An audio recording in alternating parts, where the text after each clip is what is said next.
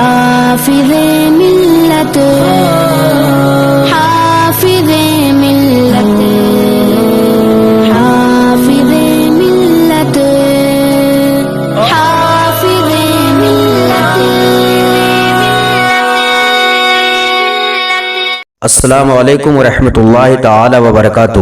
امید ہے آپ حضرات بخیر و عافیت ہوں گے. رمضان المبارک کا یہ بابرکت مہینہ ہمارے سروں پر جلوہ فگن ہے اور بڑی تیزی کے ساتھ گزرتا چلا جا رہا ہے.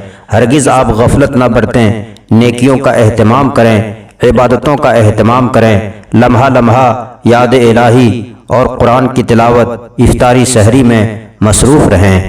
یقیناً اور بلا شبہ رمضان المبارک کا یہ بابرکت پاکیزہ مہینہ مسلمانوں کو محتاط بنا دیتا ہے.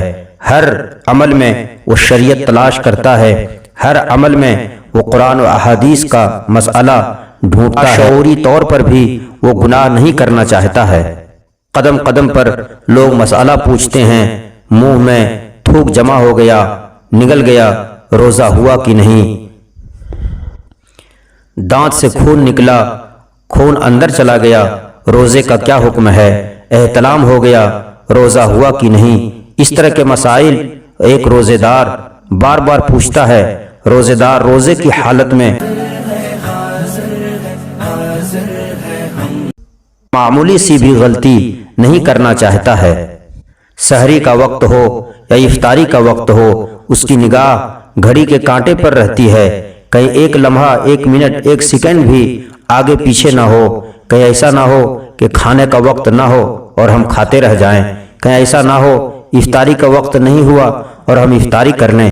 ایک مسلمان رمضان المبارک کے مہینے میں محتاط ہو جاتا ہے، احتیاط برتتا ہے. اس سے اس کے ایمان کے مضبوطی کا پتہ ملتا ہے کہ ایک مسلمان کس طرح اللہ اس کے رسول کے حکم پر عمل کر رہا ہے، اللہ اس کے رسول کے باتوں پر پابندی سے اور پختگی کے ساتھ عمل کر رہا ہے کہ ایک لمحہ بھی آگے پیچھے نہ ہونے پائے.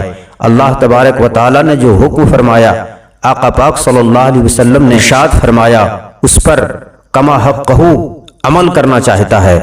تو یاد رکھیں، منہ میں اگر تھوک آپ نے جمع کر لیا اور وہ تھوک جمع کر کے آپ نگل گئے تو آپ کا روزہ نہیں ٹوٹا، آپ کے روزے میں کوئی فرق نہیں آیا. مگر اس طرح کے عمل سے آپ بچیے، اس طرح کے عمل سے بچنا چاہیے. دانت سے خون نکلا، اگر خون تھوک سے زیادہ یا تھوک کے برابر تھا اور نگل گیا تو روزہ ٹوٹ گیا، اور اگر خون تھوک سے کم ہے تو روزہ نہ ٹوٹا. ایک مسئلہ اور جاننا نہایت ہی ضروری ہے، کیونکہ عوام میں یہ غلط فہمی ہے کہ روزے کے حالت میں اگر کسی نے قے کر دیا تو اس کا روزہ ٹوٹ گیا، جبکہ ایسا نہیں ہے. قے کی دو حالتیں، دو صورتیں ہیں.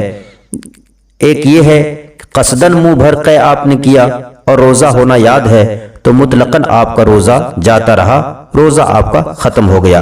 اور قصداً آپ نے قے نہیں کی بلکہ بلا اختیار قے ہو گئی اور منہ بھر ہے یا منہ بھر سے کم ہے، تو دونوں صورتوں میں منہ میں قے آنے کے بعد اگر آپ نے اسے لوٹا لی، آپ نے اسے پھر نگل لیا تو آپ کا روزہ جاتا رہا.